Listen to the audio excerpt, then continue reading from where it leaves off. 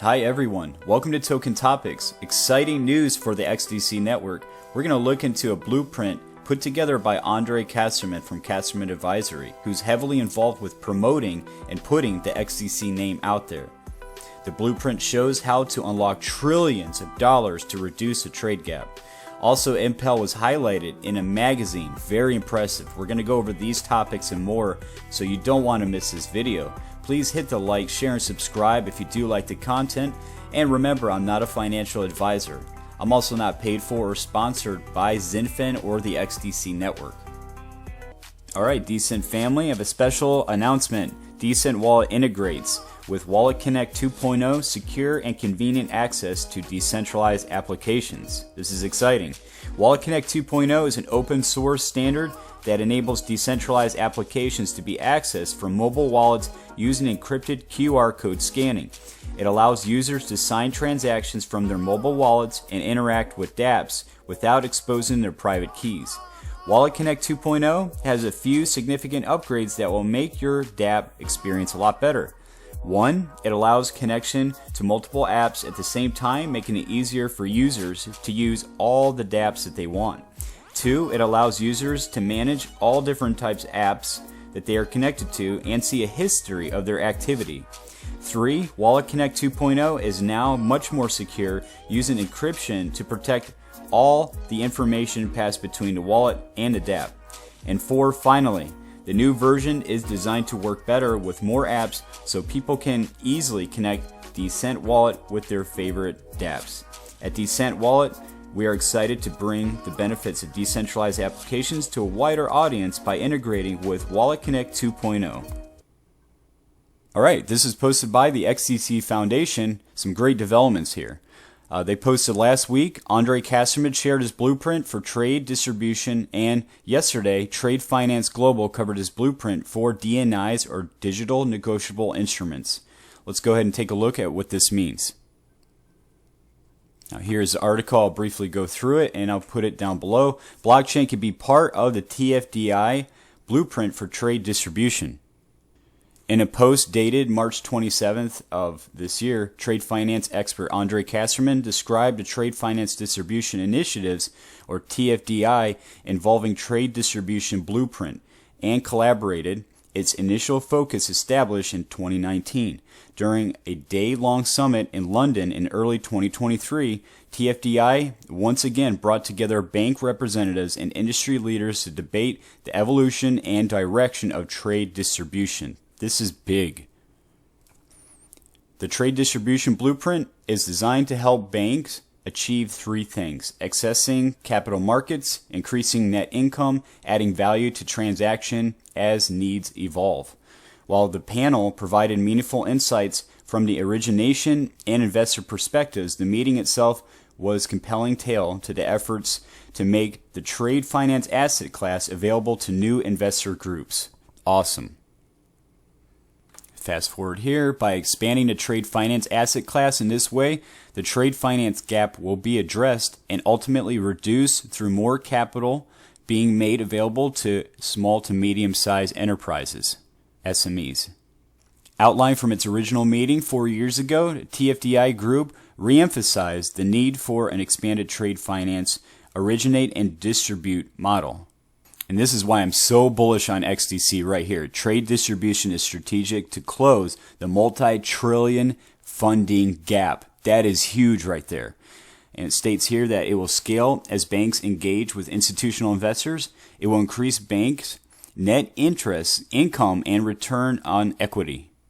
It will drive innovation. It will help SMEs. And you can see here, here's the model. Let's skip forward here. So how can expanded trade distribution be achieved? Right here, blockchain technology, and specifically the XDC network.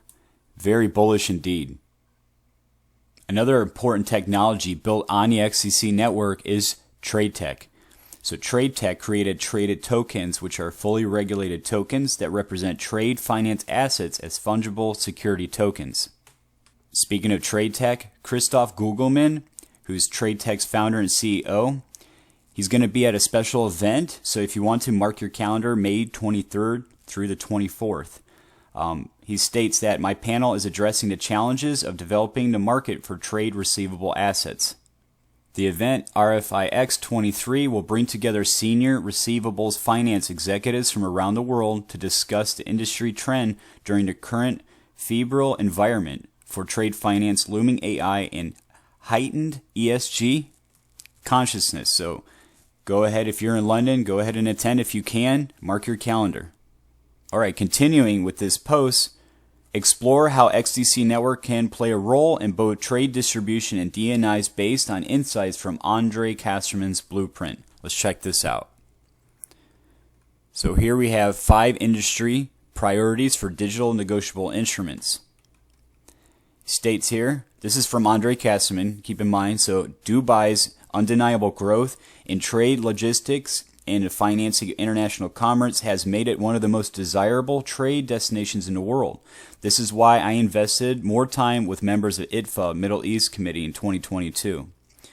And here's the 5 things. We'll just go through these highlights. So to align national laws with M-Letter to ensure electronic negotiable instruments are legally enforceable, to implement interoperable technologies. It's all about interoperability. We've heard that from main different blockchains, even Ripple. Continuing here, once those 2 steps are completed, adding new value may be prioritized. There you have 2. Focus on interoperability. Add new value to digital flows. Promote open platforms and ecosystems. And expand supply chain finance. I'll put the link to this document down below. Continues here, expanding trade finance distribution may benefit from digitization and standardization. Blockchain technology such as XDC Network can potentially support the development of a robust secondary market for trade finance assets. That's so bullish. Let's not forget that in September of 2021, TradeTech executed the first trade finance NFT transaction on the XDC network. And keep this in mind, as the only Layer 1 blockchain involved with both DNI initiative and TFD initiative, XDC Network is well positioned to contribute to the future of trade finance. That is exciting right there. Speaking about interoperability and how important it really is for these networks to actually be used, XDC Network is the primary bridge between private and public blockchains for Corda. So check this out. How critical is interoperability when it comes to building next generation of DLT platforms? R3's next generation Corda, the world's leading private permission blockchain, is open source and architected to ensure it can act as a bridge to liquidity beyond the Corda ecosystem. So that has XDC Network's name written all over it, and that's coming from the Chief Technology Officer of R3. And remember, XDC Network is fully regulated, KYC compliant, and it states here non-traditional digital assets will be able to travel securely into and out of regulated Corda-based networks. Now we know that Corda will use many different assets, but XDC Network is a primary bridge between the private and public blockchains. That's huge. So you read between the lines and you know XDC's name is out there. This is posted from Oren Lilly. If you're an XDC fan, you probably know who he is. He holds a lot of these podcasts and conversations for the XDC network. He's involved with them. So he posts this. This is from the Chamber of Digital Commerce.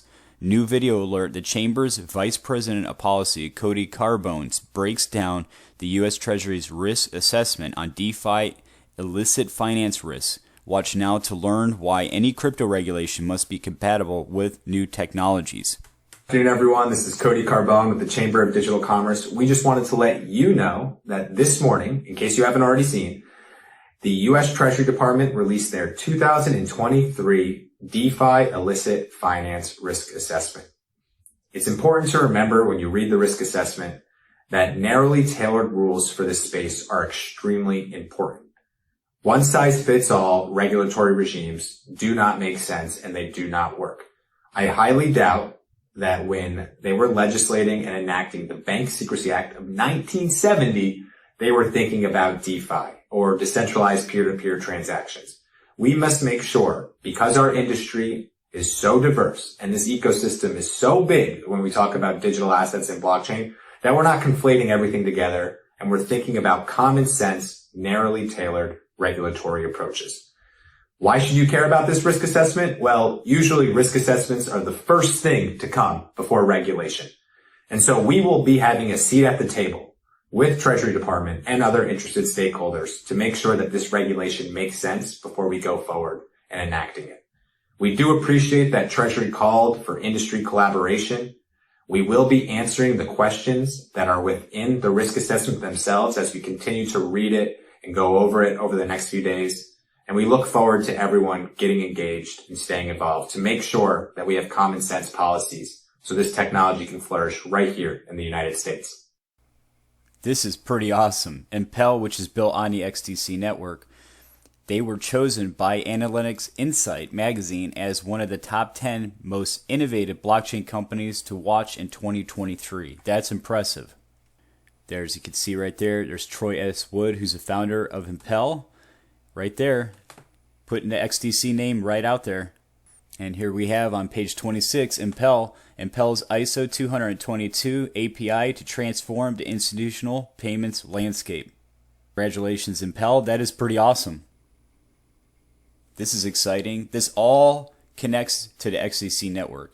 DNI Initiative posted, Lloyd's Banking Group strikes deal with Inigio to digitize trade finance documentation. Now, Lloyd's Bank is connected to the Dazzle, which uses the XDC network, which is connected to R3's Corda. Not only that, but the XDC network has connections with the DNI Initiative, and that ties in with the TFI, or the, IDFA. So it's all connected. This all relates back to the XDC network for trade. So the managing director of Lloyd's Bank says that existing industry-wide trade solutions are comparably much slower, more cumbersome, and more environmentally intensive than their digital counterparts. So this goes back to the digitization of trade, which puts XDC network in the spotlight. Well, everybody, that's all I have for the video. Please put your thoughts and your comments down below. And as always, thanks for watching another edition of Token Topics.